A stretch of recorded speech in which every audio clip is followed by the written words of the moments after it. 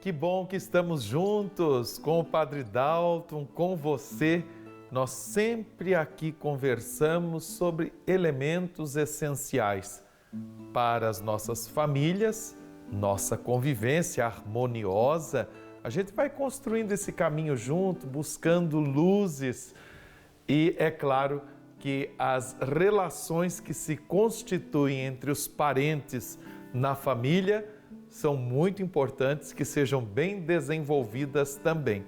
E que a gente saiba respeitar, acolher belezas, limites, dificuldades das pessoas com as quais convivemos. Padre Dalton, certamente uma situação que vez ou outra aparece para todos nós, ou que a gente já conviveu assim, é aquela questão de como ter uma boa relação com quem? Com a sogra. Como lidar com a dificuldade, às vezes, em se relacionar com a sogra? Você já passou por isso? Hoje é o tema da nossa conversa. Conversa de sogra. Pode ser uma conversa de preconceito. Eu encontrei raríssimas vezes, ao longo de tantos anos, cuidando com os casais, de sogra interventora. Então, minha primeira saudação é às sogras. Essa que merece, como aqui na Via Dutra, aí tem um restaurante da Santa Sogra. Você ganhou até um título, hein, sogra? A todas elas, a saudação, porque são pessoas que sabem se desprender. Mas, às vezes, a questão é provocada por alguém do casal.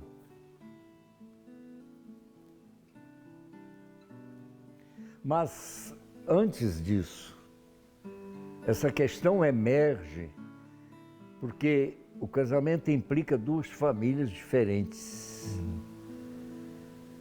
De alguma maneira, a parentela cresce com pessoas que você não conhecia e que você tem que acolher, partilhar. Agora, partilhar o que e como? Existem pessoas casadas que provocam a intervenção da sogra. Porque o casal, num momento da dificuldade, sobretudo quando eles são muito novos, eles procuram alguém para desabafar. É preciso de prestar atenção com quem você desabafa. Porque o desabafo passa como uma notícia rodando e aí fere alguém. Então, essa atenção muito grande assim. Conversa com quem pode ajudar. Não desabafa com qualquer um. Como não pode uma mãe desabafar com o filho mais velho sobre um pai? Não é o lugar. Não é a referência. Vai criar problema. A gente nunca deve agravar uma relação difícil.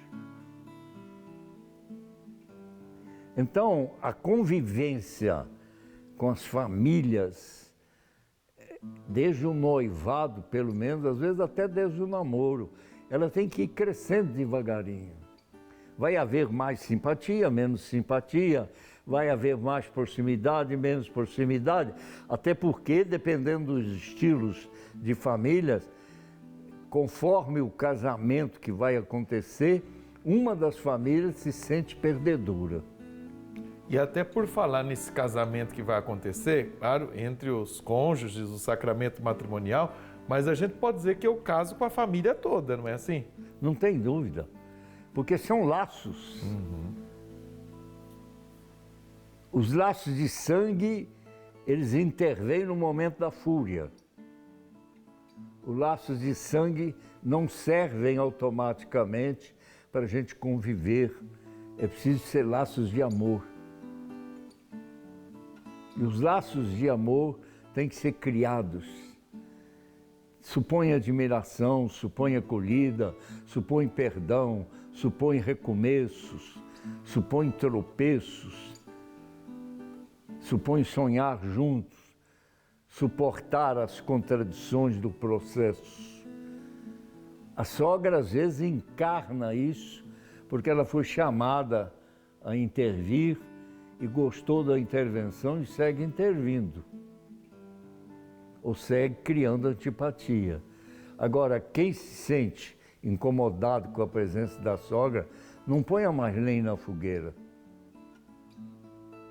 Aquela frase de Jesus que diz assim, o sujeito levou a sua bolsa, entrega para ele o manto também. Ou seja, surpreende com um gesto de generosidade. Agora, quando a distância é sensirável, nenhum membro do casal toma essa solução sozinho. Discutam como casal, conversem para chegar a um plano de atuação. Eu vou lembrar uma história terapêutica nessa situação. O casal era jovem, 21 e 20. No meio do casamento, no segundo ano do casamento, uma sogra se sentiu no desejo de intervir, porque achou que eles estavam muito meninos e que a casa não era muito bem arrumada. E ela ia todo sábado para lá, para lavar roupa, para limpar, aquela coiseira toda. Então, aquilo durou uns 6 meses e o casal incomodado.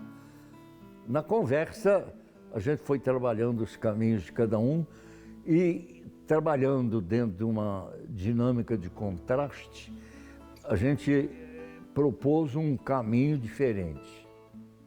Que durante a semana eles juntassem tudo que estava desarrumado e deixassem tudo desarrumado. Quando chegasse no sábado, eles fossem sair de casa na hora que ela chegasse e diz aí, o serviço da senhora está aí. Deixaram a semana toda entrada. Só voltaram no fim da tarde. No fim da tarde estava tudo em ordem, a senhora tinha ido embora, mas tinha uma folha de papel em cima da mesa. Dessa vez vocês abusaram de mim, eu não volto mais aqui. Aí eles bateram o pau, ficaram satisfeitos. O estado do caminho. Mas isso é terapeuticamente um trabalho de contraste. Mas é porque alguém abriu a brecha para uma pessoa que tem tendência interventora vir. Não é comum isso. As desavenças são mais frágeis. Mas é só não agravar. Eu acho que o casal que aprende a simplificar os desentendimentos, ele não complica a vida. Se precisa tomar certa distância, precisa tomar certa distância. Mas não precisa ficar aborrecido. Não precisa de virar a cara para o outro lado. De novo a gente volta ao eterno problema. As pessoas que não são flexíveis, elas têm dificuldade de lidar com o desagrado. E o que mais tem na vida, de um lado é contentamento, de outro lado desagrado. Você tem que ser capaz de lidar.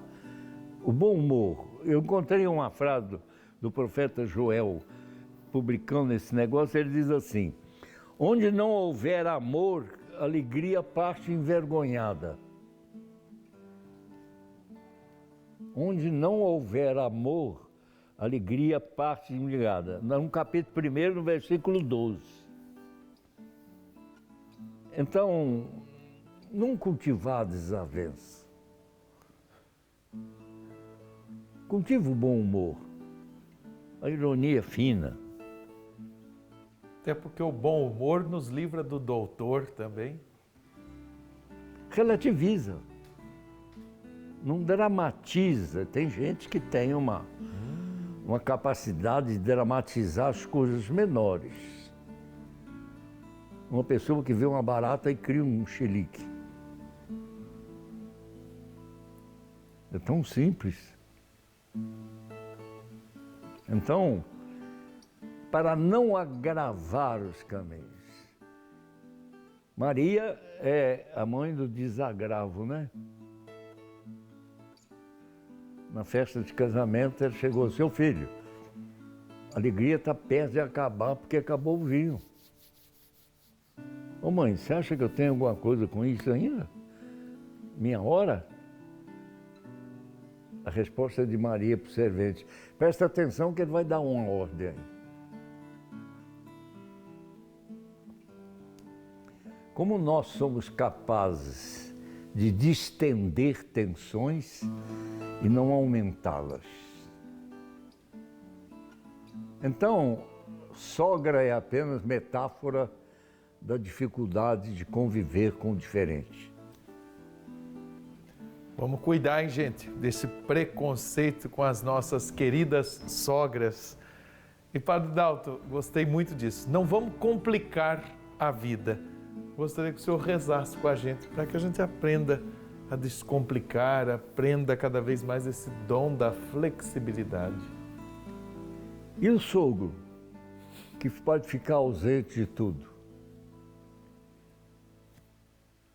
Seu pai nunca veio aqui em casa.